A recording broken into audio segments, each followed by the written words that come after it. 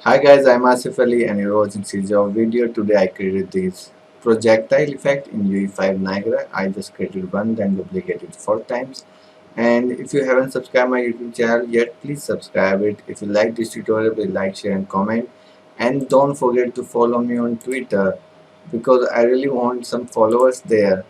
Okay, so I have just 2600 followers, and if you're watching this tutorial, you like this, please come on my Twitter link. This is CGHOW underscore, and then you can follow me if you want.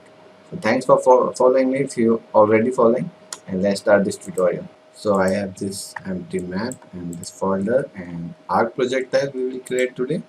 So first we need a arc shape, and I will create that through my material M arc. And there can be lots of ways to do this, but I'll just subtract from one radial to another. So I'll just take a radial and I need